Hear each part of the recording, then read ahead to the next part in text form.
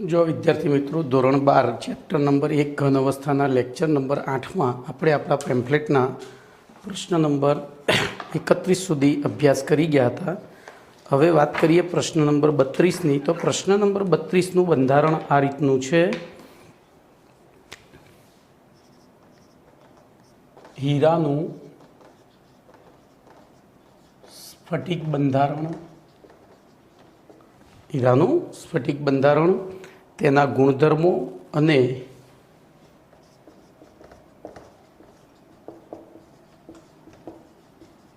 એકમ કોષની રચના સમજાવો। જોજો હવે આપણે અહીંયા મુખ્ય મુદ્દા જ લખીશું, બહુ લાંબી વાર્તા કરવાની જરૂર નથી એમાં, અને તથા તેથી તેનો એના કોઈ માર્ક્સ નથી। તો સૌથી પહેલાં આપણે લખીશું હીરાનું બંધારણ।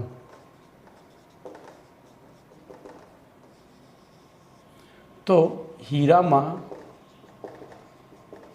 प्रत्येक कार्बन परमाणु ऊपर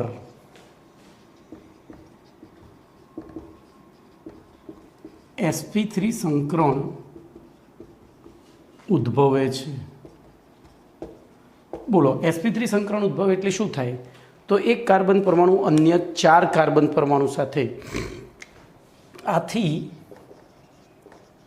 एक कार्बन परमाणु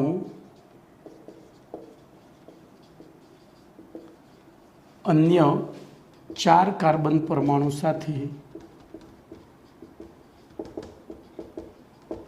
जोड़ाईने, साथे समचतुष्फलकीय रीते जोड़ाईने, समचतुष्फलकीय रीते जोड़ाईने त्रिपरिमाणीय, समचतुष्फलकीय रीते सहसंयोजक बंध द्वारा जोड़ाईने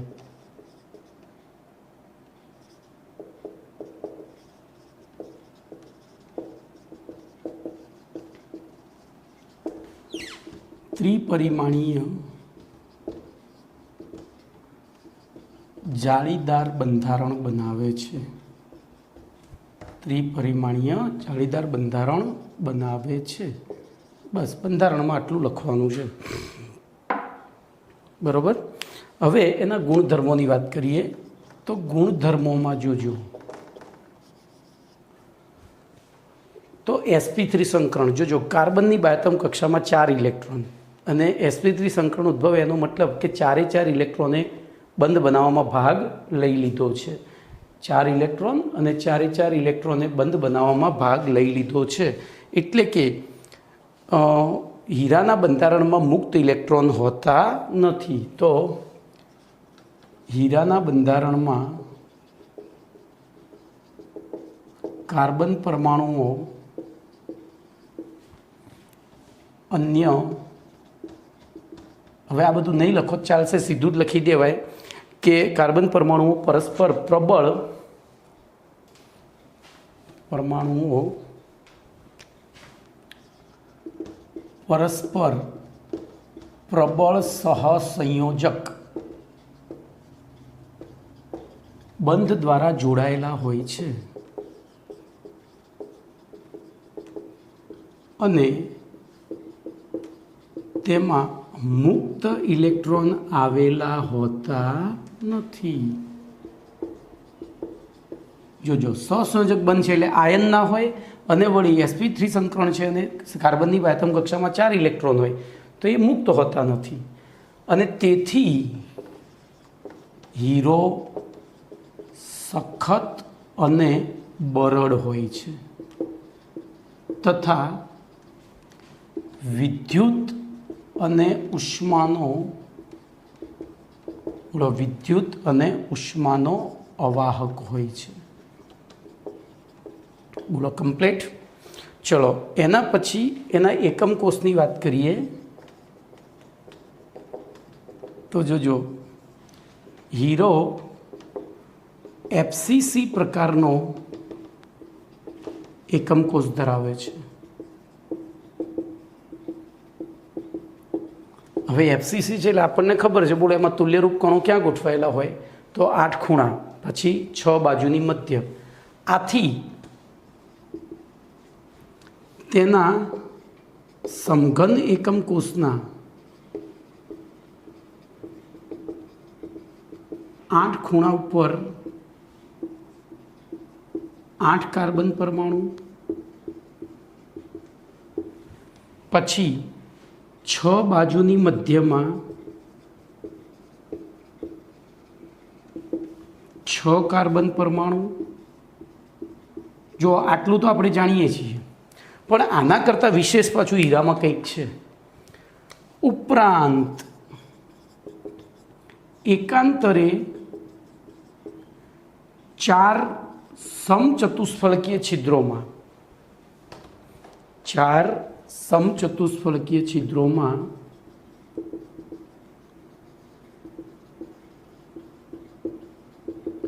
4 કાર્બન પરમાણુ આવેલા હોય છે. હવે જો મેં બ્લુ કલરથી એટલે લખ્યું છે કે હજુ આપણે શીખવાનું બાકી છે, એ આજના લેક્ચરમાં આવી જશે અથવા કાલના. તો આપણે અહીંયા સંખ્યા ગણીએ તો બોલો 8 ગુણ્યા 1 અષ્ટમાંશ બરાબર 1, પછી 6 ગુણ્યા 1 દ્વિતીયાંશ તો 3. અહીંયા જોજો સમચતુષ્ફલકીય છિદ્ર એટલે કે એકમ કોષની અંદર આવેલી ખાલી જગ્યામાં ભરાયેલા છે. તો એકમ કોષની અંદર આવેલી ખાલી જગ્યામાં હોય તો એનો હિસ્સો પૂરેપૂરો જ હોય, તો 4 ગુણ્યા 1 એટલે કે 4. આથી હીરાના એફસીસી એકમ કોષમાં કુલ કાર્બન પરમાણુની સંખ્યા બોલો બરાબર 8 હોય છે. ચલો હવે એની પેકિંગ ક્ષમતાની વાત કરીએ તો જોજો અહીંયા થોડી બુદ્ધિ ચલાવવાની છે. બોલો આ ના હોત તો શું થાત? તો આપણે ગયા લેક્ચરમાં ભણી ગયા પેકિંગ ક્ષમતા 74% હોત. પણ આ બ્લુ કલરથી લખેલા 4 પરમાણુ છે, એ 4 પરમાણુ ક્યાં ગોઠવાય છે ખબર છે? જોજો ખાલી એફસીસી એકમ કોષ હોય તો પરમાણુ ક્યાં 8 ખૂણા અને 6 બાજુની મધ્ય, એટલે કે બહારની ધાર ઉપર એકબીજાને સ્પર્શીને ગોઠવાયેલા હોય. બહારની ધાર ઉપર એકબીજાને સ્પર્શીને ગોઠવાયેલા હોય. પણ હવે શું થશે કે અહીંયા હું પહેલાં તમને એકમ કોષમાં ચતુષ્ફલકીય છિદ્ર કેવી રીતે બને એ સમજાવું.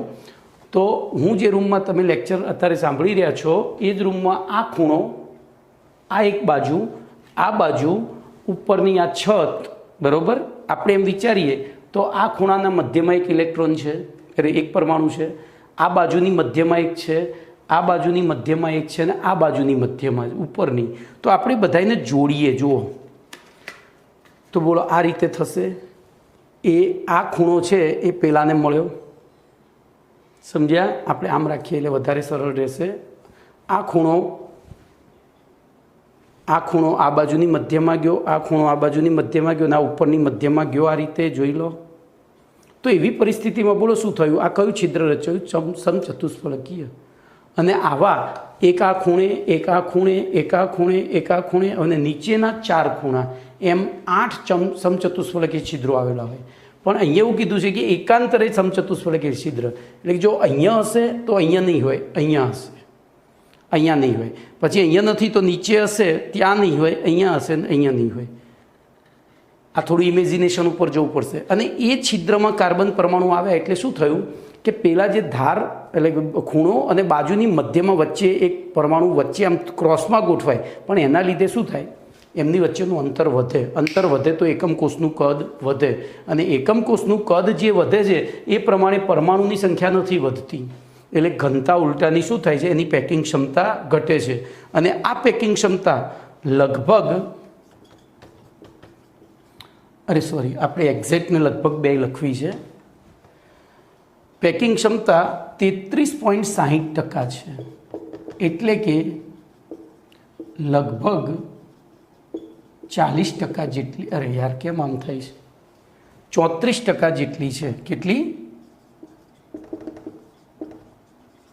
તો તમે આટલું લખો એટલે તમારા 2 માર્ક્સ રોકડા. આ 2 માર્ક્સમાં પૂછાય.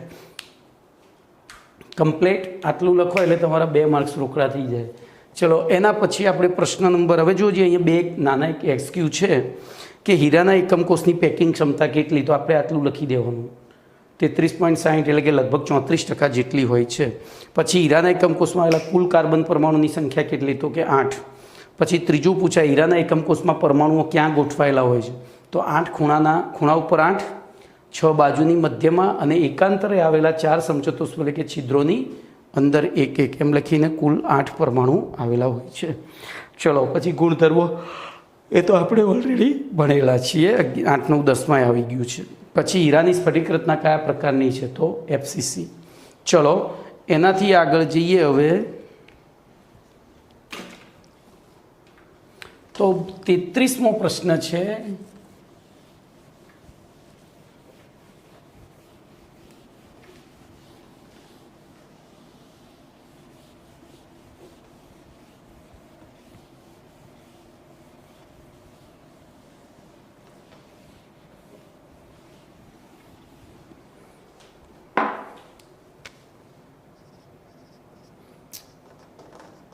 ગ્રેફાઇટનું સ્ફટિક બંધારણ, ગુણધર્મો અને એકમ કોષની રચના સમજાવો.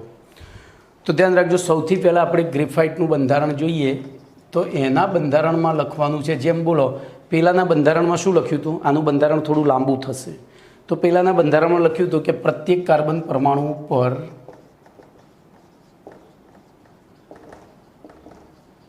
બોલો ત્યાં કયું સંકરણ હતું?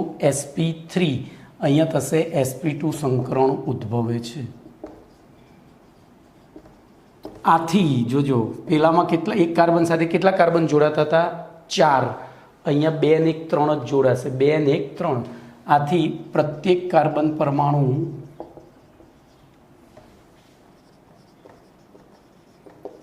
અન્ય 3 કાર્બન પરમાણુ સાથે જોડાઈ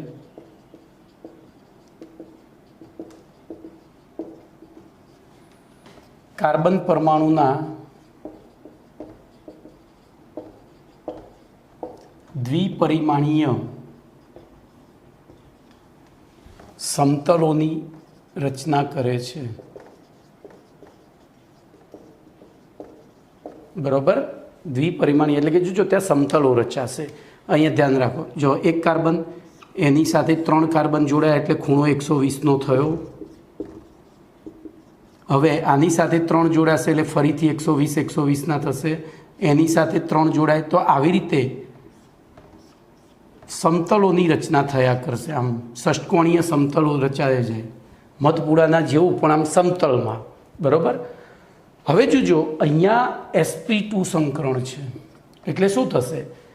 કાર્બનની એક પી કક્ષકે સંકરણમાં ભાગ લીધો નથી. તો આપણે મુદ્દો પાડીને લખીએ, જ્યારે કાર્બન પરમાણુની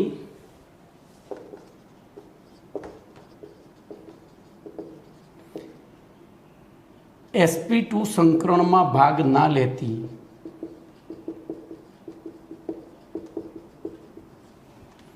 એક પી કક્ષક પ્રત્યેક બધા જ કાર્બન પરમાણુની sp2 સંકરણમાં ભાગ ના લેતી એક પી કક્ષક આ સમતલોને લંબરૂપે ગોઠવાય છે, જેમાં આવેલો મુક્ત ઇલેક્ટ્રોન, જોજો એમાં ઇલેક્ટ્રોન ક્યાંય બંધ લેવામાં ભાગ નથી, બંધ બનાવવામાં ભાગ નથી લેતો એટલે મુક્ત ઇલેક્ટ્રોન કહેવાય. બીજા સમતલના અસંતૃપ્ત, જોજો અસંતૃપ્ત શા માટે? તો કાર્બનની બાહ્યતમ કક્ષામાં 4 ઇલેક્ટ્રોન છે, પણ અહીંયા એને સંકરણ 3 જ ઇલેક્ટ્રોનનું કર્યું એટલે કે 3ની જ ભાગીદારી કરી. તો 4 હતા ને 3ની ભાગીદારી કરી, બોલો કેટલા થયા? 7. હજુ એક ખૂટે છે એટલે અસંતૃપ્ત કહેવાય. તો બીજા સમતલના અસંતૃપ્ત કાર્બન પરમાણુને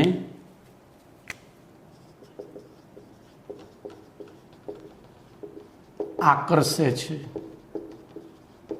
આથી બોલો આ જે દ્વિપરિમાણીય સમતલો, તો કાર્બન પરમાણુના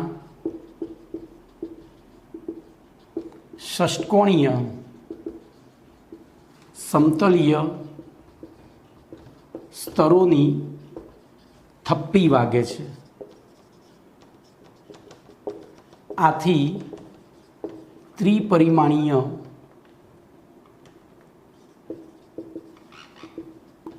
જાળીદાર બંધારણ રચાય છે.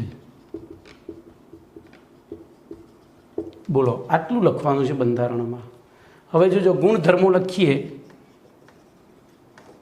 તો બોલો ગુણધર્મોમાં શું થશે? હજુ બંધારણમાં એક વસ્તુ રહી ગઈ મારે, સોરી. બોલો અહીંયા શું થયું? તો આ રીતે સમજો પહેલી એમાંથી, કારણ કે MCQ પૂછાય. પહેલું કાર્બન પરમાણુનું એક સમતલ રચાયું, પછી એ સમતલમાં આ રીતે વચ્ચે વચ્ચે પેલા પી કક્ષકમાં જે ભાગ, એટલે કે sp2 સંકરણમાં ભાગ ના લેતી એક જે પી કક્ષક છે એ લંબરૂપે ગોઠવાય, આ રીતે લંબરૂપે ગોઠવાઈ, અને એ ઇલેક્ટ્રોન બીજા સમતલના અસંતૃપ્ત કાર્બનને આકર્ષે, એના ઇલેક્ટ્રોન ત્રીજાને આકર્ષે, એના ચોથાને. એટલે શું થાય? કાર્બન પરમાણુની ષટકોણીય સમતલીય સ્તરોની એકબીજા ઉપર થપ્પી બને અને ત્રિપરિમાણીય જાળીદાર રચના બને છે. ગ્રેફાઇટના બંધારણમાં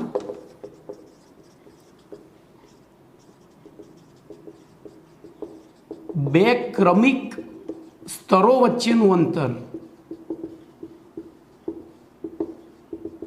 એટલે કે જ્યાં બે સ્તર વચ્ચે બન્યા છે એ સ્તરો વચ્ચેનું અંતર 102 સમતલો અથવા તો સ્તરો વચ્ચેનું અંતર 340 પિકોમીટર હોય છે. કેટલું? જ્યારે એક જ સમતલમાં આવેલા બે ક્રમિક કાર્બન વચ્ચેનું અંતર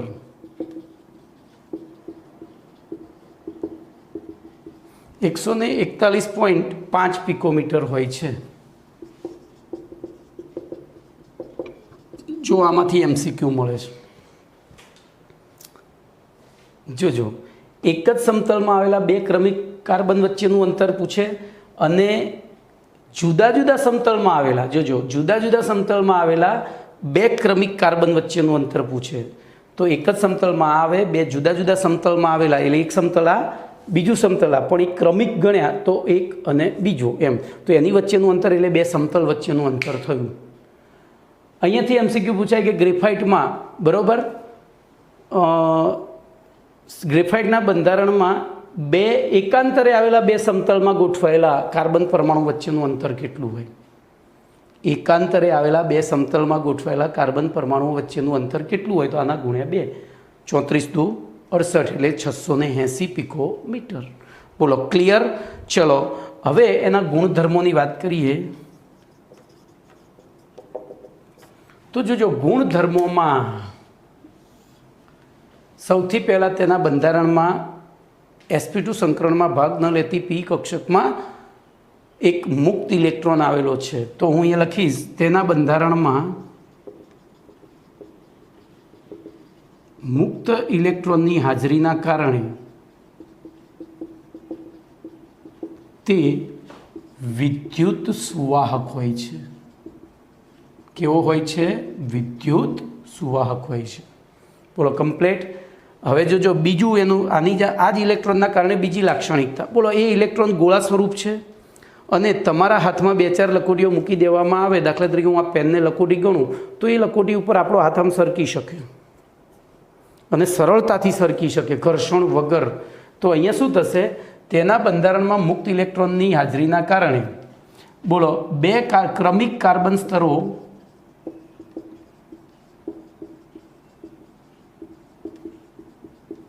એકબીજા ઉપર સરળતાથી સરકી શકે છે. બોલો, આથી ગ્રેફાઇટ લીસું હોય છે. જોજો, હવે એનો ઉપયોગ હું અલગથી લખું છું, પેમ્ફલેટમાં મેં ભેગો જ કરી દીધો છે.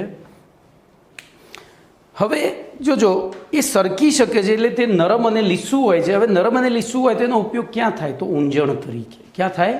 ઊંજણ તરીકે. જોજો, આથી તે ઊંચા તાપમાને કાર્ય કરતા યંત્રોમાં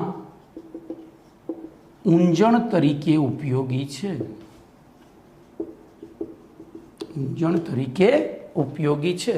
તમે જોશો તો આપણા ઘરે ગેસનું જે સ્ટવ છે એ સ્ટવ જ્યારે રિપેરિંગવાળો પેલો આવે ત્યારે એ બધું સર્વિસિંગ કરી સાફ કરીને પછી જે નોબ છે પેલા જેને આપણે નોબ, એના રોડ ઉપર એક બ્લેક કલરનું ગ્રીસ લગાવે છે. વાસ્તવમાં એ ગ્રીસ નથી, એ ગ્રેફાઇટ ગ્રીસ છે. એ કાજળની ગ્રીસનો તો ડબ્બો આવે મોટો ઘી જેવડો, એ કાજળની ડબ્બી જેવડી જ ડબ્બી લઈને ફરતો હોય, કારણ કે એ મોટું વધારે માત્રામાં મળે નહીં. સમજ્યા? બહુ મોંઘું છે. અને આપણા સ્કૂટરમાં ને એમાં આપણે ગ્રીસિંગ કરીએ છીએ, ઓઇલિંગ કરીએ છીએ, તો કેમ? તો એનું ટેમ્પરેચર હજુ નીચું છે. બહુ ઊંચા તાપમાને આપણી સગડી તો કેટલું, જેટલી ચાલુ રહે એટલી ગરમ થવાની. તો એવી અને એમાં શું થાય કે પાછું રોટેશન ના મળતું હોય, હવા ના મળતી હોય. પેલું તો સ્કૂટર કે બાઇક તો એમાં કુલિંગ સિસ્ટમ હોય એટલે એને ઠંડુય કરે જાય. તો એવી પરિસ્થિતિમાં આપણે ઊંચા તાપમાને કાર્ય કરતા યંત્રોમાં ઊંજણ તરીકે શું વાપરીએ છીએ? ગ્રેફાઇટ વાપરીએ છીએ. ચલો, એના પછી ઉપર બંધારણ ભૂસી એના એકમ કોષની રચના સમજાવું.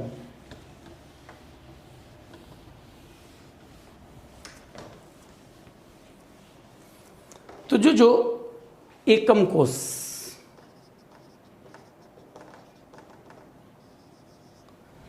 તો ગ્રેફાઇટનો એકમ કોષ HCP પ્રકારનો છે. કયા પ્રકારનો? HCP. HCPનું પૂરું નામ હેક્ઝાગોનલ ક્લોઝ પેક રચના, ગુજરાતીમાં ષટકોણીય ક્લોઝ પેક રચના. તો આપણે દોરીએ અહીંયા. ચલો, તો ગઈકાલે મેં દોરતા શીખવાડ્યું હતું. એક ષટકોણ દોરવાનું,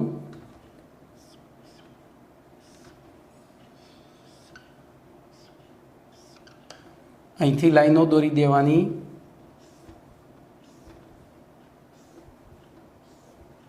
બરોબર. એવી રીતે પછી અહીંથી આમ,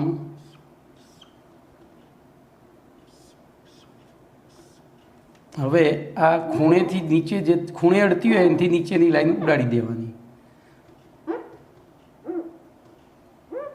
તો આ થઈ ગયો HCP એકમ કોષ. તો જો ગ્રેફાઇટમાં HCP એકમ કોષના 12 ખૂણા ઉપર 12 પરમાણુ, 12 ખૂણા દેખાય છે. 1 2 3 4 5 6. 1 2 આપણે દોરી જ દઈએ. 1 2 3 4 5 6. 1 2 3 4 5 6. બોલો, બરાબર 12 ગુણ્યા. હવે આનો હિસ્સો મેં ગઈકાલ શીખવાડ્યું હતું. ષટકોણી એકમ કોષમાં ખૂણા ઉપર ગોઠવાયેલા પરમાણુનો હિસ્સો 1/6 થાય. પેલો સમઘન હોય તો 1/8 થાય. જેટલા ખૂણા હોય ને ઉપર એટલા વડે ભાગવાનું. પેલામાં કુલ ખૂણા વડે ભાગવાનું છે. તો અહીંયા 1/6 કરો તો બોલો કેટલા થયા? 2. પછી એકમ કોષના મધ્ય કેન્દ્ર ઉપર એક પરમાણુ હોય છે, એટલે કે એક અહીંયા વચ્ચે હોય. આપણે જે ગઈકાલે HCP દોર્યો હતો એમાં એક અહીંયા હતો, એક અહીંયા હતો, એક અહીંયા 3 હતા. પણ અહીંયા આ લોકોને આપણે બતાવવાના નથી કારણ કે છે નહીં ત્યાં. પેલો આપણે એક આદર્શ HCP એકમ કોષ દોર્યો હતો. હવે આદર્શ બધા ના હોય, પોતાની મરજી પ્રમાણે થોડો ફેરફાર કરતા હોય છે. તો બોલો અહીંયા 1 ગુણ્યા 1 બરાબર 1. તો બોલો કુલ પરમાણુ કેટલા થયા? તો કુલ પરમાણુ 3 થાય. બોલો પેલાની પેકિંગ ક્ષમતા જો કેટલી હતી? વિચારો કેટલી હતી? તો એની પેકિંગ ક્ષમતા હતી 74%, આદર્શની. પણ આમાં શું થશે? જો એક તો આ 6 ગોળા નથી અને વચ્ચે એક છે, એટલે આમની વચ્ચેનું અંતર ઘટશે, આ ઘટશે. પછી અહીંયા આ પણ સંકોચાશે, એટલે કદ નાનું થતું જાય છે, અંદર ગોળાઓની સંખ્યા ઘટતી જાય છે. તેથી જોજો, ગ્રેફાઇટના એકમ કોષની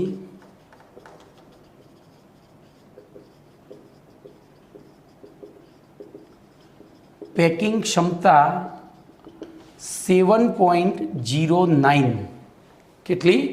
7.09%, ઇક્વિવેલન્ટ ટુ લગભગ 7% છે. તો તમારે આટલું યાદ રાખવાનું છે. બોલો હવે આમાંથી કેવા MCQ પૂછાય? તો આમાંથી પૂછાય સૌથી પહેલાં ગ્રેફાઇટના એકમ કોષની પેકિંગ ક્ષમતા જણાવો. તો આપણે 2 લખવાનું. મેં પેમ્પલેટમાં રાઉન્ડ અબાઉટ 7 લખ્યું છે, તમારે 2 લખવાનું. એટલે પહેલાં કોઈ ટેન્શન જ નહીં, ખોટું જ ના હાલે. પછી ગ્રેફાઇટના એકમ કોષમાં કુલ કાર્બન પરમાણુની સંખ્યા કેટલી? તો કે 3. પછી ગ્રેફાઇટની સ્ફટિક રચના કયા પ્રકારની છે? તો HCP. પછી હવે જો નવો પ્રશ્ન ચાલુ થાય છે, ત્રિપરિમાણીય સાદી ઘન ક્લોઝ પેક રચનામાં છિદ્રોના પ્રકાર, સંખ્યા અને સ્થાન જણાવો. તો એ પ્રશ્ન હું આગળનો પ્રશ્ન ચલાવીશ, પછી આવડશે. તો અત્યારે ખાલી કહી દઉં છું કે ત્રિપરિમાણીય સાદી ઘન ક્લોઝ પેક રચનામાં 2 પ્રકારના છિદ્રો હોય છે. દ્વિપરિમાણીય સાદી ઘન ક્લોઝ પેક છે, તો એમાં એક જ છિદ્ર હોય. જો હું તમને બતાવી જ દઉં, સાદી ઘન ક્લોઝ પેક રચના એટલે ચોરસ સ્તરોનું એકબીજા ઉપર એ પ્રકારનું ગોઠવણી. હવે એમાં આપણે ઉપરના 4 ને નીચેના 4 ગોળા લઈએ તો અહીંયા જો છિદ્રનો આકાર નક્કી કરવા માટે ગોળાના કેન્દ્રોને જોડવાનું, તો આપણે 4 ખૂણા ઉપર 4 ખૂણા નીચે એને જોડીએ, કયો આકાર બને? તો સમઘન. અને છિદ્ર ક્યાં આવેલું? તો એકમ કોષના મધ્ય કેન્દ્ર ઉપર. તો જો અહીંયા પ્રશ્ન થાય, ત્રિપરિમાણીય સાદી ઘન ક્લોઝ પેક રચનામાં સમઘન એકમ કોષની મધ્યમાં એક સમઘન છિદ્ર આવેલું હોય છે. એવી રીતે ત્રિપરિમાણીય અંતઃકેન્દ્રિત ઘન ક્લોઝ પેક રચનામાં છિદ્રોના પ્રકાર. તો અંતઃકેન્દ્રિત એટલે હું આને થોડું ચલિત કરી દઉં. ચલો, આપણી પાસે રમકડા છે જ. એ આ અંતઃકેન્દ્રિત રચના થઈ ગઈ. આ રચના કઈ રચના થઈ? અંતઃકેન્દ્રિત. બોલો એમાં શું થશે? તો એમાં સમઘન એકમ કોષની દરેક બાજુ સાથે અર્ધ અષ્ટફલકીય છિદ્ર સંકળાયેલું હોય છે. હવે જોજો, તમને અહીંથી ખબર નહીં પડે એટલે દરેક બાજુ સાથે, જો અહીંયા છિદ્ર થયું, વચ્ચે એક પરમાણુ છે, હું અહીંથી એક કાઢી લઉં અને આમ મૂકું, તો જોજો એ આ ખાલી જગ્યા થઈ, આ ખાલી જગ્યા થઈ. એવી રીતે આમે થશે ને, તો ખાલી જગ્યાને છિદ્ર કહેવાય. હવે આનો આકાર કેવો થશે? તો આ 4ને જોડ્યા, પેલી બાજુ જોડ્યું, અહીંયા એક આવશે, એવી રીતે અહીંયા એક આવશે. કંઈ તો વચ્ચે 4 અને વચ્ચે સેન્ટરમાં જશે, આમ કેન્દ્ર તરફ, અને ઉપર તો એ અષ્ટફલકીય છિદ્ર કહેવાય. કયું છિદ્ર કહેવાશે? તો અષ્ટફલકીય છિદ્ર સંકળાયેલું હોય છે. અને 4 હવે જોજો એનો ભાગ આમ પડી ગયો એટલે 1/4 અષ્ટફલકીય છિદ્ર થાય. તમે આમ રાખો ને તો દેખાઈ જાય ચોખ્ખે ચોખ્ખું. 1 2 3 4. જોજો હું અહીંયા દોરું, આપણે અહીંયા દોરીએ એટલે ખ્યાલ આવે. અષ્ટફલકીય છિદ્ર કોને કહેવાય? તો 4 ગોળા આ રીતે હોય, બરાબર. આ 4ને જોડ્યા, એક ગોળો ઉપર ને એક ગોળો નીચે હોય. તો બોલો આ જે છિદ્ર રચાયું એને કેટલી બાજુઓ થઈ? તો 8 બાજુઓ થાય. તમને જોવી હોય તો હું અહીંયા બતાવું, મારી પાસે બધી વ્યવસ્થા છે, બરાબર. પણ હવે આ જે વ્યવસ્થા છે ને કલરલેસ છે, એટલે કદાચ જોવામાં મુશ્કેલી પડે. બોલો એ આ અષ્ટફલકીય છિદ્ર થયું. આ કયું છિદ્ર થયું? અષ્ટફલકીય. આમ રાખો ને તો જો આ 4 પરમાણુ અહીંયા 1 2 3 4, બરાબર. પછી એક એની ઉપર અને એક એની નીચે, બધાને જોડી દઈએ તો આ રીતે અષ્ટફલકીય છિદ્ર રચાય. ઓકે, ચલો. હવે આ છિદ્ર તમને આ આકૃતિમાં દેખાવું જોઈએ, આ બંધારણમાં. તો એને આમ ક્રોસ કરીને જોશો એટલે શું થશે? બોલો 1 2 3 અને અહીંયા બીજો એક ગોળો હોય આ બાજુ, એટલે આ 4 થઈ ગયા. એની ઉપર યલો, નીચે હું અહીંયા આમ ગોઠવું એટલે તમને ખ્યાલ આવે. ચલો, બોલો હાલ તમને જે દેખાય છે એમાં હું એક ગોળો અહીંયા ગોઠવું એટલે આ 4 લાઇનમાં થઈ ગયા. જુઓ 1 2, એક રેડ, એક બ્લુ, એક યલો અને બીજો બ્લુ, એ આ 4 લાઇનમાં થઈ ગયા. એની ઉપર એક યલો અને નીચે એક રેડ. તો આ જે છિદ્ર રચાયું આમની વચ્ચે, એ છિદ્ર કયું છિદ્ર કહેવાય? અષ્ટફલકીય. એક અહીંયા હોય, એનો કેટલામો ભાગ થાય? 1/4. અરે 1/2, 1/2, 1/2, 1/2, 1/2. એના ઉપર 1/2, નીચે 1/2. તો ટોટલ કેટલા છિદ્રો થશે એવા? બોલો. તો સાદી ઘન ક્લોઝ પેક રચનામાં, બરાબર, કુલ 3 છિદ્રો થાય, જે દરેક બાજુ સાથે એનો અડધો ભાગ સંકળાયેલો હોય. સાદી ઘન નહીં, અંતઃકેન્દ્રિત. બોલો ક્લિયર? ચલો, હવે દ્વિપરિમાણીય ષટકોણીય ક્લોઝ પેક રચના. તો ધ્યાનથી હવે હું પ્રશ્ન લખીશ અને પછી ચલાવીશ, બરાબર. હવે મારે પ્રશ્ન લખવો પડશે.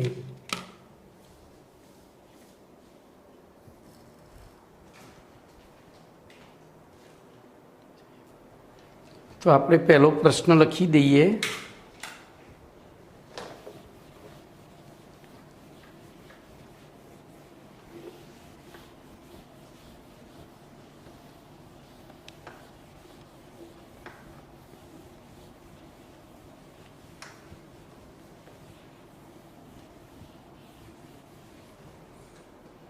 જો પ્રશ્ન છે,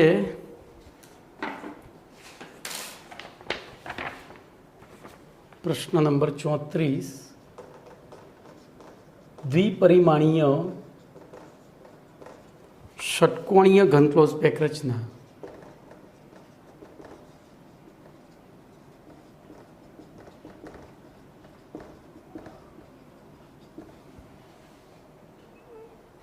માંથી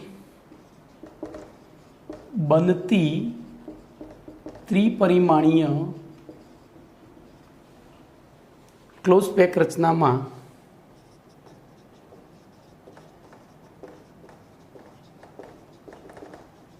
છિદ્રોના પ્રકાર સમજાવો.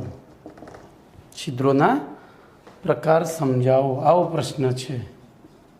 જો આપણે આને પ્રશ્ન પ્રમાણે વિચારીએ અથવા બીજી રીતના પૂછાય કે ત્રિપરિમાણીય અતિ ક્લોઝ પેક રચના માં છિદ્રોના પ્રકાર સમજાવો, તો આ બંને પ્રશ્નોના જવાબ એક જ છે. બરોબર. અથવા કરીને હું આ પણ લખીશ. પેલું એટલું લાંબુ એટલા માટે મેં લખ્યું છે કે તમે આનો જવાબ યાદ રાખવા આ વાક્ય યાદ રાખશો ને તો તમને જવાબ આવડી જશે. તમને પરીક્ષામાં પૂછશે. તો જો ત્રિપરિમાણીય અતિ ક્લોઝ પેક રચના એટલે એના 3 પ્રકાર થાય, એફસીસી, સીસીપી અથવા એચસીપી. અને શેમાંથી બને? તો દ્વિપરિમાણીય ષટકોણીય ઘન ક્લોઝ પેક રચનામાંથી બને. તો આપણે શરૂઆત કરવી પડે દ્વિપરિમાણીય ષટકોણીય ઘન ક્લોઝ પેક રચના. બોલો, દ્વિપરિમાણીય ષટકોણીય ઘન ક્લોઝ પેક રચનામાં ગોળાઓના સ્તરમાં 3 ગોળા એકબીજા સાથે સ્પર્શીને ગોઠવાયેલા હોય છે.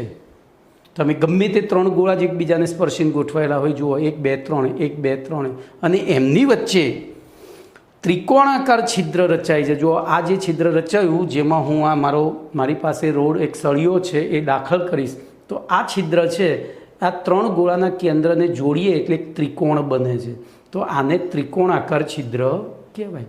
આને ત્રિકોણાકાર છિદ્ર કહેવાય. આપણે દાખલા તરીકે આ 3 કેન્દ્રોને જોડી દઈએ આમ, તો આ જે વચ્ચે ખાલી જગ્યા પડી છે એને શું કહેવાય? ત્રિકોણાકાર છિદ્ર. શું કહેવાશે? હવે તો આથી આ સ્તરોની આપણે ગોઠવણી કરીએ. બોલો, આપણે ભણી ગયા હતા એમાં 2 પ્રકારે ગોઠવણી થતી હતી, એ પ્રકારે ને બીસી એબીસી. બોલો, આ કયા પ્રકારની થઈ? સોરી, એબી એબી અને એબીસી એબીસી. તો આ એબી થઈ. હવે એમાં સીની ગોઠવણી કરવી હોય તો હું ઊભા રહેજો. બોલો, આ 3 એક થયા ને દ્વિપરિમાણીય ષટકોણીય ઘન ક્લોઝ પેક રચના થઈ. એની અંદર આપણે ગોઠવણી કરીએ તો બોલો આ રીતે થાય. આ ગોઠવણી કયા પ્રકારની થઈ? તો એ બી એબી. બરાબર. જેવું પહેલું સ્તર છે એવું જ ત્રીજું સ્તર છે. આ તો થોડું બહાર નીકળ્યું જ છે, પણ હવે જો હું આને આમ કરી દઉં તો એ બી સી, આ એક જ ગોળો થઈ ગયો. આ 2 ગોળા છે, આ એક છે, આ 2 છે. આ તો એમને એ બી સી. તો અહીંયા 2 પ્રકારની સ્તરોની થપ્પી પડે. બોલો, એબી હોય ત્યારે નામ શું હતું? મેં કહ્યું હતું એબી હોય ત્યારે નામ શું હતું? તો એના નામમાં સી નથી આવતો એટલે એચસીપી. સી નથી આવતો, એબી છે એટલે એચસીપી.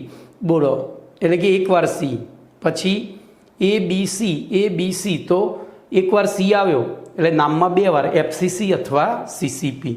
બોલો, એફસીસી અથવા સીસીપી. તો આમ જો દ્વિપરિમાણીય ષટકોણીય ઘન ક્લોઝ પેક રચનામાંથી જ્યારે ત્રિપરિમાણીય ષટકોણીય ઘન ક્લોઝ પેક રચના એનું પહેલું જે દ્વિપરિમાણીય સ્તર છે એમાં શું બનશે? તો એની અંદર આપણને ત્રિકોણાકાર છિદ્ર મળશે. તો આપણે એવા 2 સ્તર લઈએ. બોલો, આ બધામાં તમને ત્રિકોણાકાર છિદ્ર આમ દેખાશે. હું આમ ખસી જાઉં તો તમને અંદરથી ધ્યાનથી જુઓ તો બોલો ત્રિકોણાકાર છિદ્ર દેખાય છે બધામાં. હવે આપણે સ્તરોની થપ્પી કરીએ તો જો પહેલી આપણે એક જ સ્તર લેવો. એબી તો કોમન જ છે બંનેમાં, એચસીપી હોય કે એફસીસી કે સીસીપી, એબી તો કોમન છે. તો આપણે કોમન સ્તરોની અંદર વિચારવાનું છે. તો ધ્યાન અહીંયા તમને જે યલો કલરમાં જે છિદ્રો દેખાય છે એમાં હું આ રોડ નાખવા પ્રયત્ન કરીશ. બોલો, આ રોડ હું અહીંયા તાકાત કરું છું તોય તમારી કદાચ નજીક લઈ જાઉં તો તમને ક્લિયર કટ દેખાશે. કેમેરાની નજીક રાખું તો 1 જ મિનિટ હું સેટિંગ કરું એટલે ક્લિયર કટ દેખાય. બોલો, આમાં કેટલાક છિદ્રો આરપાર દેખાય છે. જો હું અહીંથી બતાવું તો આ રહ્યું છિદ્ર અંદર તમને આરપાર આજે મેં અહીંયા રોડ રાખ્યો છે. ભાઈ થોડું ઝૂમ કર્યું એ થશે ને એટલે ખરા તો આ આરપાર દેખાય છે, આ છિદ્ર. જ્યારે આર્યુ અહીંયા અટકી જતું, અંદર પૂરું નથી. એવી રીતે આ પાછું આરપાર દેખાય છે. જુઓ, સહેજ આમ કરીશ, ક્રોસ દેખાય છે, બરોબર. આર્યુ આરપાર દેખાય છે, આ દેખાય છે, પણ આર્યુ એ પાછળ રેડ કલરના ગોળા વડે ઢંકાઈ ગયેલું છે. તો અહીંયા બે પ્રકારના છિદ્રો રચાય. કયા બે? તો જે આરપાર નીકળી જાય છે, એટલે કે નીચેના કે ઉપરના સ્તરના ગોળા વડે ઢંકાતું નથી, એને કહેવાય અષ્ટફલકીય છિદ્ર. પણ જે ઢંકાઈ જાય છે, આ ઢંકાઈ ગયું, જો આમ હું રોડ વળી જાય છે, આમ તાકાત કરું ને તો રોડ વળી ગયો, જો હા, પણ અંદર જતું નથી, એનો મતલબ કે પાછળના ગોળા વડે ઢંકાઈ ગયું છે, એને કહેવાય છે ચતુષ્ફલકીય છિદ્ર. તો અહીંયા બે પ્રકારના છિદ્રો રચાય, જેની સમજૂતીમાં આપણે વ્યાખ્યા આપીએ તો આ રીતે લખાય કે દ્વિપરિમાણીય ષટકોણીય ક્લોઝ પેક રચના ધરાવતા પ્રત્યેક સ્તરના 3 ગોળા એકબીજા સાથે સ્પર્શીને ગોઠવાયેલા હોય, આથી તેમની વચ્ચે ત્રિકોણાકાર છિદ્ર રચાય છે. હવે આવા એક સ્તર એની ઉપર બીજું સ્તર બી સહેજ ચલિત કરીને ગોઠવવામાં આવે ત્યારે, બરોબર, સ્તર એમાં રહેલા ત્રિકોણાકાર છિદ્રો પૈકી કેટલાક છિદ્રો બી સ્તરના ગોળાઓ વડે ઢંકાઈ જાય છે, બરોબર. અહીં આવા છિદ્રની ફરતે 4 ગોળા થાય. જો એ ઢંકાઈ જાય છે, કેવી રીતે ઢંકાય છે હું તમને સમજાવું. તો આ ત્રિકોણાકાર છિદ્ર, એની ઉપર અહીંયા બીજો ગોળો આવી ગયો, એટલે નીચેથી છિદ્ર આમ આપણે જોઈએ તો બોલો આ છિદ્ર અહીંથી ઢંકાઈ ગયું, એ અંદર હવે આગળ જશે નહીં, બરોબર. હવે એ છિદ્રની ફરતે 4 ગોળા છે, અને એ 4 ગોળાના કેન્દ્રોને આપણે જોડીએ તો કયો આકાર બનશે? તો સમચતુષ્ફલકીય. દેખાય છે, એક ત્રિકોણ, બીજું ત્રિકોણ, ત્રીજું ત્રિકોણ, ચોથું ત્રિકોણ, 4 ત્રિકોણ સરખા, તો સમચતુષ્ફલકીય છિદ્ર બને. આને કહેવાશે સમચતુષ્ફલકીય છિદ્ર. પણ જો ઉપરના ગોળા વડે કે નીચેના ગોળા વડે બીજું સ્તરનું છિદ્ર ન ઢંકાતું હોય તો આ રીતની રચના થાય.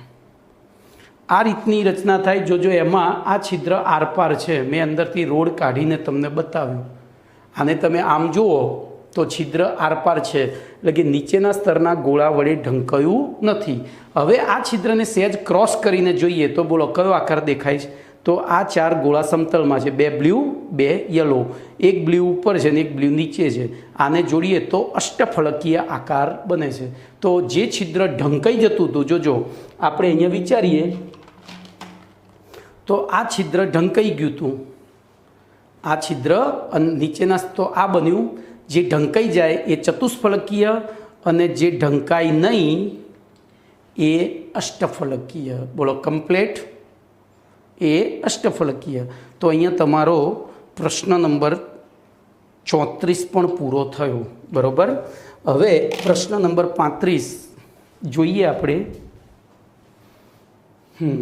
ચાલી જશે, કારણ કે આમાં મારે તમને ઇમેજિન કરાવવાનું. જો મેં કહ્યું હતું કે અહીંયા મારે કશું લખવાનું નથી.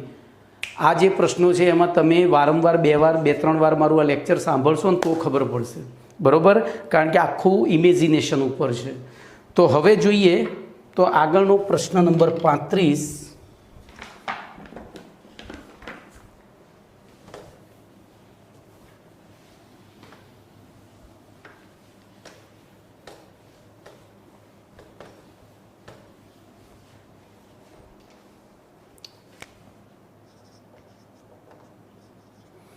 પ્રશ્ન નંબર 35 છે, અતિ ક્લોઝ પેક રચનામાં બનતા છિદ્રોના સ્થાન સમજાવો, બરોબર. અતિ ક્લોઝ પેક રચના, અતિ ક્લોઝ પેક રચના એટલે એમાં 3 વસ્તુ આવે, HCP આવે, FCC આવે અને CCP આવે. આ ત્રણે એક જ સરખી કહેવાય. અતિ ક્લોઝ પેક એટલે બહુ નજીકની ગોઠવણી, એનો મતલબ ઘનતા, એની પેકિંગ ક્ષમતા વધારે. તો આપણે ભણી ગયા કોની પેકિંગ ક્ષમતા? આ ત્રણેયની સરખી છે. એટલે તો માં છિદ્રોના સ્થાન સમજાવો. તો એના માટે હું 2 આકૃતિ દોરીશ, ધ્યાન રાખજો. આપણે FCC એકમ કોષ જ લઈશું એટલે ઇઝીલી ખબર પડી જશે.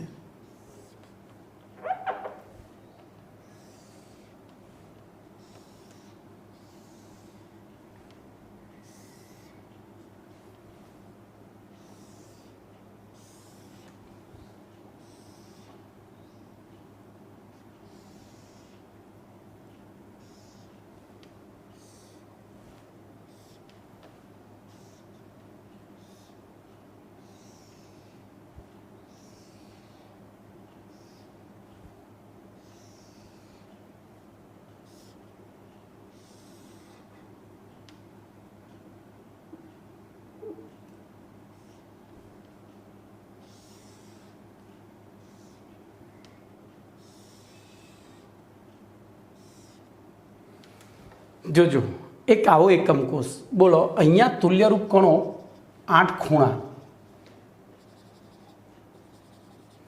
બરોબર, 8 ખૂણા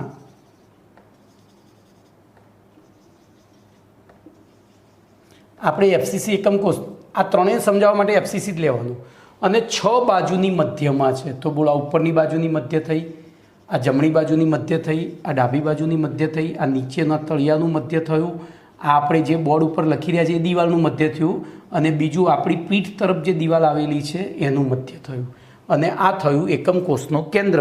પણ એકમ કોષના કેન્દ્રમાં અહીંયા પરમાણુ હોતો નથી. તો અહીંયા તમારે આ આકૃતિ દોરી, એફસીસી કે સીસીપી કોઈ પણની પૂછાય તો આ જ આકૃતિ દોરવાની. એચસીપી આપણે અભ્યાસક્રમમાં નથી, પેલી નહીં, એમાં પૂછાય તો આ જ સમજાવી દેવાનું. એમાં પહેલું વાક્ય લખવાનું કે એચસીપી એટલે કે ષટકોણીય ઘનક્લોઝ પેક રચનાની બંધારણ એફસીસી જેવું છે, આથી તેમાં છિદ્રોનું સ્થાન આ રીતે સમજાવી શકાય. બસ એફસીસીના આધારે સમજાવી શકાય. પછી આ એકમ કોષ દોરવાનો. જો હવે ધ્યાન અહીંયા રાખજો, આમાં તમારે કયા છિદ્રોને જોડવાના છે મેં હમણાં બતાવ્યું હતું, હું ફરી બતાવું છું.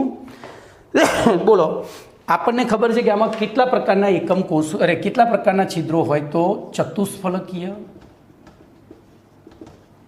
અને અષ્ટફલકીય એમ 2 પ્રકારના છિદ્રો હોય. તો જો સૌથી પહેલાં હું આને જોડું,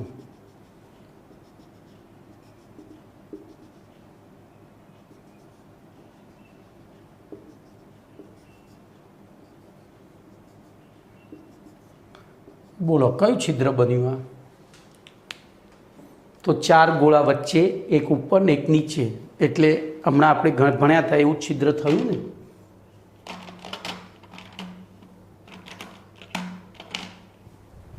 કેમ ગયા રમકડા?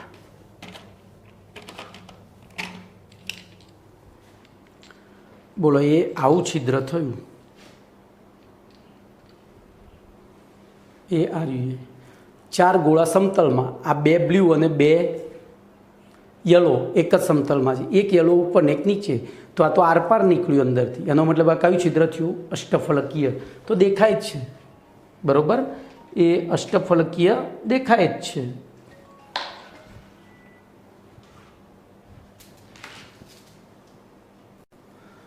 તો બોલો તમને અષ્ટફલકીય છિદ્ર એક તો એકમ કોષના મધ્યમાં મળ્યું. પછી હવે જો હું આને ધ્યાનથી થોડું ભૂસી તમને બીજું એક છિદ્ર બતાવું, આવું ને આવું જ. મારે આંગળીથી જ ભૂસવું પડશે, ભલે પછી હાથ ધોઈ નાખીશ.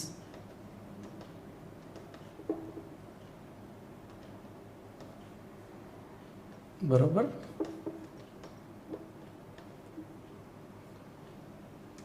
બોલો આપણે આમાં બીજું તમને ક્યાંય છિદ્ર દેખાય છે? વિચારો તો, બીજું કોઈ છિદ્ર દેખાય છે?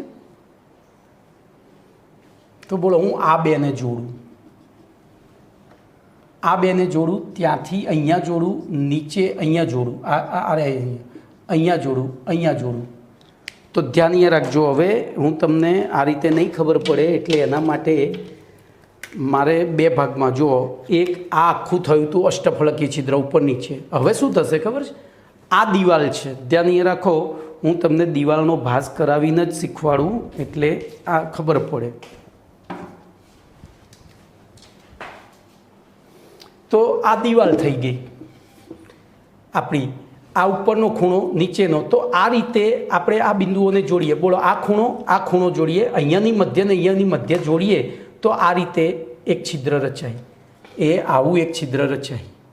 પણ એ છિદ્ર પછી જો હું એને આ રીતે આમ ગોળ ફેરવું તો અહીંયા જેવું છે એવું જ આ ખૂણે પેલી બાજુ થશે, એવું આપણા ક્રોસના રૂમમાં થશે, અને આવું આ બાજુ થાય. તો આખું ભેગું કરી દઉં તો કયું છિદ્ર થાય પાછું? અષ્ટફલકીય. કેવું થાય? અષ્ટફલકીય. એટલે દરેક ધારની સાથે અષ્ટફલકીય છિદ્ર અને એકમ કોષની મધ્ય સાથે, એકમ કોષની મધ્ય સાથે આખું છિદ્ર હોય, ધારની સાથે એનો ચોથો ભાગ હોય, કારણ કે દરેક ધાર 4 એકમ કોષ સાથે સંકળાયેલી હોય.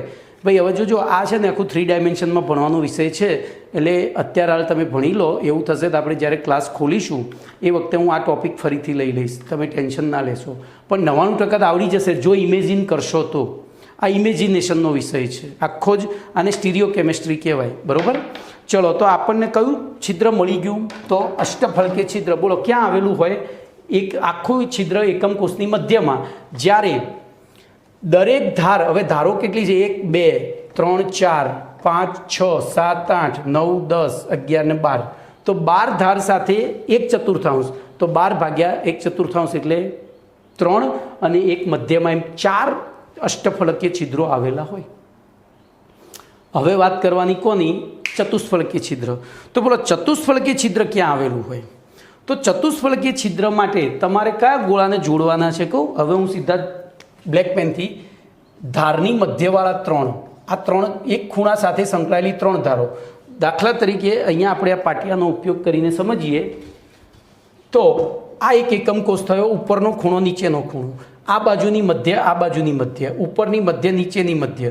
તો આપણે 1 2 અને 3 પકડવાના, 1 2 અને 3, અને આ પકડવાનું, બરાબર? તો આને આમ જોડ્યું, અહીંથી આ 3નું ત્રિકોણ બન્યું, અને એ 3 જણા આમ. તો જોજો હું તમને એ આના મદદથી સમજાવું.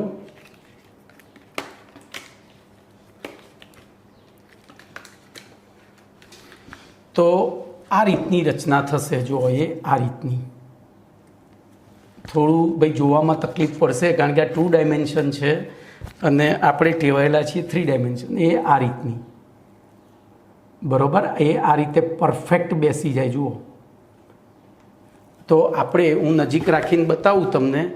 તો બોલો આ ક્યાં ગોઠવાયો? આ ખૂણો ઉપરનો, આના એકમ કોષના ખૂણા ઉપર. પછી આ ક્યાં ગોઠવાયો? તો આ બાજુની મધ્યમાં. એવી રીતે આ ઉપરની મધ્યમાં, મેં જે પકડ્યો છે એ સામેની મધ્યમાં, અને એ 4 જોડે કયો બન્યો? તો ચતુષ્ફલકીય છિદ્ર. બોલો હવે એકમ કોષમાં એવા કેટલા ખૂણા છે? તો 1 2 3 4 5 6 7 8. તો દરેક સાથે એક સમચતુષ્ફલકીય છિદ્ર હોય, દરેક ખૂણા. હવે હું તમને સીધું જ સમજાવું ને, તો આપણો જે આ રૂમ છે એને 8 ભાગમાં વહેંચી દઈએ. એક પાટિયું આમ મારીએ, અહીંયા વચ્ચે એક આમ મારીએ ને એક આમ મારીએ, એટલે 8 ભાગ થઈ ગયા. એ 8 ભાગમાંથી 8મો ભાગ લઈએ. હવે 8મા ભાગમાં શું કરવાનું? ઉપરના 2 ખૂણા, આમ ક્રોસમાં 2 ખૂણા. જો ઉપરના આ 2 લીધા, તો પછી કયો લેવાનો વિચારો? તો પેલા 2 આમ લેવાના. આપણે દાખલા તરીકે એક મારી પાસે સમઘન આને લઉં, તો 8મો ભાગ છે, તો ઉપરના આ 2 લીધા, તો નીચેના પેલા 2 આમ ક્રોસ લેવાના, અને એમને જોડો. તો એક, એટલે કે દરેક 8મા ભાગમાં એક સમચતુષ્ફલકીય છિદ્ર છે. હવે આપણે ભાગ કેટલા કર્યા હતા? 8. તો બોલો અહીંયા એફસીસી, સીસીપી કે એચસીપી એકમ કોષમાં કુલ અષ્ટફલકીય છિદ્રોની સંખ્યા 4 અને ચતુષ્ફલકીયોની 8. તો જોજો 4 2 8. ચતુષ્ફલકીયની સંખ્યા 8, અષ્ટફલકીયની સંખ્યા 4. જોજો યાદ રહેશે એવું. છિદ્ર જે છે ત્યાંથી આપણે, તમને એવું પૂછાય કે ચતુષ્ફલકીય છિદ્રની સંખ્યા કેટલી?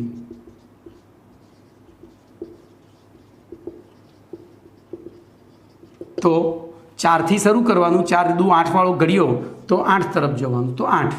ચલો અષ્ટફલકીયની છિદ્રની સંખ્યા કેટલી? તો એમાં લખવાનું આ 4 2 8, પણ શરૂ કરવાનું 8થી અને જવાનું 4 તરફ, તો 4. તો ટૂંકમાં બોલો અતિ ઘન ક્લોઝ પેક રચનામાં અષ્ટફલકીય છિદ્રો કરતાં ચતુષ્ફલકીય છિદ્રોની સંખ્યા કેટલી હોય? બમણી હોય છે. બોલો ક્લિયર? હવે કેટલાક નાના પ્રશ્નો છે. બોલો અતિ ક્લોઝ પેક રચનામાં ચતુષ્ફલકીય છિદ્રોની સંખ્યા કેટલી હોય? હવે જોજો આ બધામાં એફસીસીમાં કુલ પરમાણુની સંખ્યા કેટલી હતી? 4. સીસીપીમાં 4, એચસીપીમાં 6 થાય, પણ આપણે 4 લઈને ગણીએ તો 4 પરમાણુએ અષ્ટફલકીય. તો અષ્ટફલકીય છિદ્રોની સંખ્યા કેટલી થાય? જેટલા પરમાણુ સ્ફટિકીકરણ પામતા હોય એટલી જ. ચતુષ્ફલકીય છિદ્રોની સંખ્યા કેટલી થાય? તો જેટલા પરમાણુનું સ્ફટિકીકરણ થાય એના કરતાં બમણી, એટલે કે ચતુષ્ફલકીય છિદ્રો કરતાં બમણી, અષ્ટફલકીય કરતાં. તો બોલો અતિ ઘન ક્લોઝ પેક રચનામાં ચતુષ્ફલકીય છિદ્રોની સંખ્યા કેટલી હોય છે? તો ચતુષ્ફલકીયની સંખ્યા સ્ફટિકીકરણ પામતા પરમાણુઓની સંખ્યા કરતાં બમણી, અને અષ્ટફલકીયની સ્ફટિકીકરણ પામતા પરમાણુઓની સંખ્યા જેટલી જ. ચલો એના પછી એફસીસી અથવા સીસીપી એકમ કોષમાં કેટલા ચતુષ્ફલકીય છિદ્રો હોય? તો ચતુષ્ફલકીય છિદ્રોની સંખ્યા 8 હોય. એવી રીતે અષ્ટફલકીય છિદ્રો કેટલા હોય? તો 4 હોય છે. તો અહીંયા તમારો પ્રશ્ન નંબર 35 સુધી પૂરું થયું. ઓકે.